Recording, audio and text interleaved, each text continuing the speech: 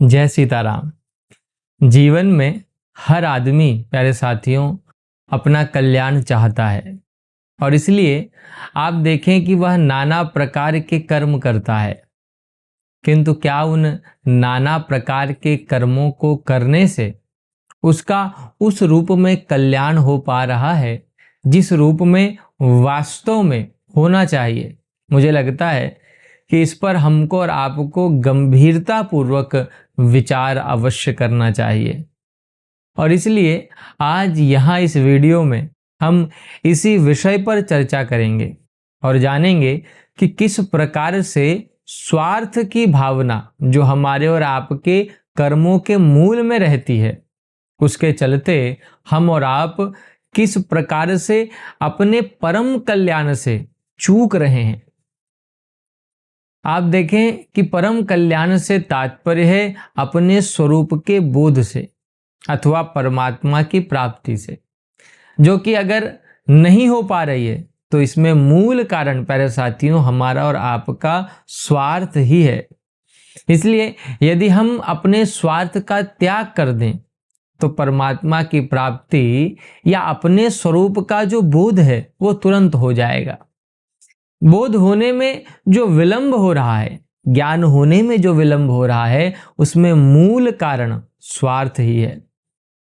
देखिए क्या है कि हर समय आप देखें कि हमारे और आपके हृदय में निज स्वार्थ की भावना बनी रहती है और इसलिए हम जो कुछ भी करते हैं उसमें सबसे पहले हम अपने लाभ की सोचने लगते हैं। तो इस तरह अपने लाभ की जो भावना है, जो हमारे द्वारा किए गए हर कार्य के मूल में होती है, वही स्वार्थ है और उसी के चलते हम और आप अपने परम कल्याण से हर बार चूक जाते हैं। बहुत से ऐसे लोग हैं जो धन चाहते हैं, संपत्ति चाहते हैं, मान बड़ाई प्रतिष्ठा आदि चाहते हैं। यह सब चाहना ही मेरे साथियों स्वार्थ है और इसलिए गीता में भगवान अर्जुन से यह कहते हैं कि हे अर्जुन, मत चित्तः सततम भव। तो संसार और संसार के विषयों से अपने चित्त को हटाकर उस अपने चित्त को निरंतर मुझ में लगा दे। इस तरह प्यारे साथियों भगवान भक्तराज अर्जुन को यह संकेत करते हैं कि विषयों में लगा जो चित्त है वो सुख का अनुभव नहीं कर सकता। यदि चित्त को सुखी करना है तो उसे विषयों से हटाकर निरंतर भगवान में लगाना होगा और वह तभी संभव होगा जब हम निज स्वार्थ से ऊपर उठकर परमार्थ के संबंध में जो है विचार करें। यद्यपि परमार्थ के विषय में सोचना भी स्वार्थ ही है, किंतु वह जो स्वार्थ है वह सबसे ऊंचा स्वार्थ माना जाता है, परम स्वार्थ माना जाता है, क्योंकि उसका संबंध संसार से अथवा सांसारिक विषयों से ना हो करके भगवान से होता है, अपनी आत्मा से होता है। तो जब स्वार्थ संसार के विषयों से जुड़ता है तो वह दुख देने वाला हो जाता है, पतनकारी हो जाता है, और जब वही ईश्वर से जुड़ जाता है तो अपनी आत्मा से जब वो जुड़ जाता है तो कल्याण करने वाला हो जाता है। आत्मिक कल्याण के लिए स्वार्थी होना वास्तव में स्वार्थ नहीं है, वह तो परम मंगल का ही एक रूप है। इसलिए भगवान अर्जुन से गीता में यह कहते हैं कि हे अर्जुन, मत चित्ता मदगत प्राणा, निरंतर मुझ में मन लगाने वाले और मुझ में ही अपने प्राणों को अर्पण करने वाले मेरे जो भक्त हैं वे नित्यम तुष्यन्ति च रमन्ति च, वे नित्य निरंतर संतुष्ट रहते हैं और मुझ में ही रमण करते हैं। इस तरह प्यारे साथियों हम लोगों को चाहिए कि हम लोग संसार और संसार के विषय भोगों से अपना जो चित्त है उसको हटा करके भगवान में लगाएं, उसको अपने स्व को संसार और संसार के विषय भोगों से ना जोड़ करके उसको भगवान से जोड़ें, अपनी आत्मा से जोड़ें। उसी से हमारा और आपका परम मंगल हो सकता है। आप देखें कि जब कर्म की बात होती है तो दो प्रकार के कर्म हमको और आपको दिखाई पड़ते हैं। एक तो निष्काम कर्म है और दूसरा है सकाम कर्म। तो जो निष्काम कर्म होता है उसी को हम योग कहते हैं और जो सकाम कर्म होता है उसी को हम भोग कहते हैं। और मेरी दृष्टि में तो योग और भोग की यह सबसे सरल परिभाषा है कि जिसको मुझे लगता है कि अगर हम और आप समझ जाएं तो हमारा निश्चित ही कल्याण हो जाएगा, मंगल हो जाएगा। हम लोग जो कुछ भी करते हैं आप देखें उसमें कामना रहती ही है अपने सुख की, और इसलिए हमारे द्वारा जो भी काम बनते हैं उसके मूल में हमारा और आपका स्वार्थ ही होता है। कोई धन के लिए, कोई संपत्ति के लिए, अथवा कोई मान बड़ाई प्रतिष्ठा के लिए काम करता है, तो यह सब स्वार्थ की ही श्रेणी में आता है, भोग की श्रेणी में आता है। और यदि आप विचार करें तो कल्याण भोग के द्वारा नहीं अपितु योग के द्वारा होता है। इसलिए भगवान गीता में यह बार बार कहते हैं कि कामना का त्याग करो और निष्कामता को गले लगाओ, उसको अंगीकार करो, क्योंकि वास्तव में योग वही है जिससे हमारा और आपका कल्याण हो सकता है। और इसी योग को भगवान कहते हैं कि हे अर्जुन, परंपरा से राज ऋषियों ने जाना एवं परंपरा प्राप्त मिमम राजर्षयो विदुः। इस तरह यदि हम और आप कामना रहित होकर निष्काम कर्म करें तो हमारा परम मंगल निश्चित ही हो जाएगा। कामनाओं का त्याग करने से तुरंत शांति मिलती है प्यारे साथियों।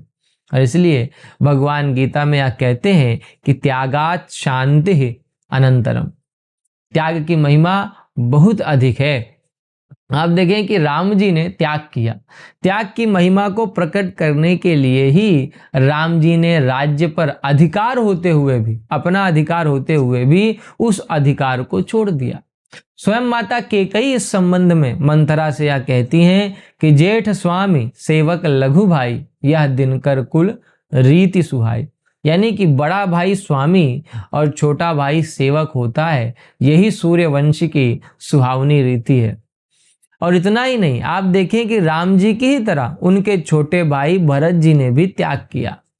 उन्होंने जब यह देखा कि भैया का अधिकार जिस राज्य पर बनता है, उस अपने अधिकार को मेरे लिए उन्होंने छोड़ दिया और वन को चले गए, तो उन्होंने हाथ जोड़कर राज्यसभा में यह सबसे कहा कि भैया देखो, संपत्ति सब रघुपति के आई।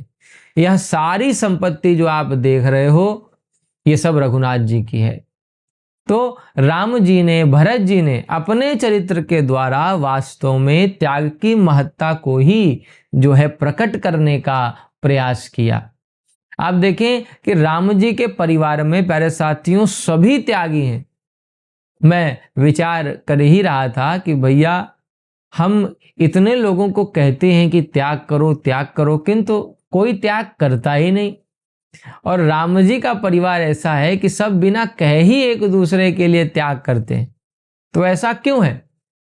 तो प्यारे साथियों, सच बात तो यह है कि त्याग करो ऐसा कहने से कोई त्याग नहीं करता।